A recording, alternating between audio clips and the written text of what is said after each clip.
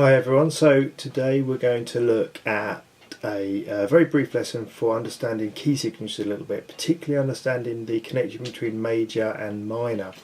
A lot of people come to me and ask how they can start to understand playing outside of pentatonic boxes, and I think one of the key things for that is to understand the correlation between a major scale and its relative minor, which is the Aeolian mode or the natural minor scale. Now it all sounds really complex, but it's not. It's very simple when you understand it, and I'm going to try and lay it out really easily in a series of lessons. We're going to look first of all at the key of G, and what I'm going to do is I'm going to demonstrate the scale of G in its first position, so on what I call 6th string root, so that's starting so that my G is up there on the 6th string on the 3rd fret, and this is the scale shape.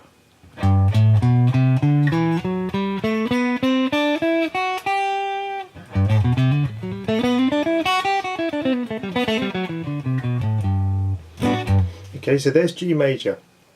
Now that has a direct minor equivalent, which is in the key of E. E natural minor, or the E Aeolian mode, contains exactly the same 7 notes as G major. So G major has G, A, B, C, D, E, F sharp and G.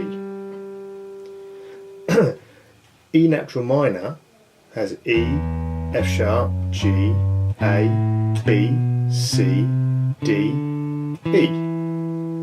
They're the same 7 notes. There's only 12 notes in the world, so there's going to be a lot of crossover.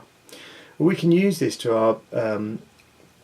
our benefit when we're playing, because what we can do is we can say, well, here's my G major scale, but that's not necessarily a nice kind of box to play in.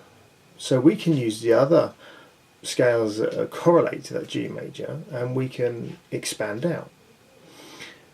We're just going to look at G major scale and E Aeolian mode, the 6th mode. So a mode is very simply a major scale that doesn't start on the root note. So in this case the root note is a G. If I start on this A, the 2nd note, and I play the same scale, but I'm going to end on A because I started on it. Rule of scales, you always start and end on the same note. So I've still got a G major scale, but this time instead of starting on the G, I started on the A and I ended on the A. That's now a mode. It's the 2nd mode because I started on the 2nd note, and in this case it's A, and the 2nd mode is Dorian, so that's an A Dorian mode. Well, that mode I would play in its own box, and this concept of playing in their own boxes is really, really important because it allows me to separate the neck out and think in chunks. So very quickly, the A Dorian box is there. That's the same notes as G major. So here it is in the G major box, and then in its own box you can hear it's the same thing. It sounds great. So that means that when I'm playing in G, I can span across. Okay. Now we're going to think though about that natural minor. So E natural minor, E Aeolian, is played here.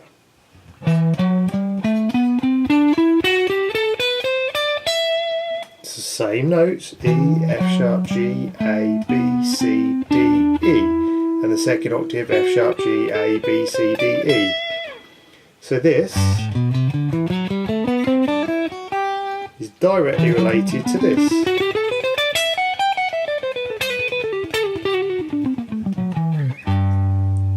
Now, the way I think about things is if someone says to me, Neil, you're in E minor, I go, right, I'm in G major.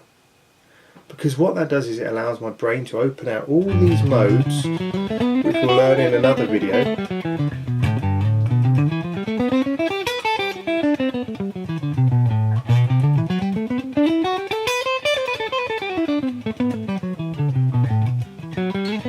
I can play around them, and it allows you to open the neck out. Okay? So here's an example now. I'm going to play over a track. It's actually a track from my last album called Let's, and I'll put a link actually if you want to find it on Spotify. I'm just going to play some lead lines in G major, the track's in G major, and I'm going to shift between G major and E natural minor. I'll perhaps throw in some A Dorian. We'll do a more detailed lesson on the Dorian mode and then the Phrygian mode and the Lydian mode thereafter. But just hopefully you'll be able to see from this just that those notes are all the same. They allow me more options and they allow me to be a little more fluid with my playing.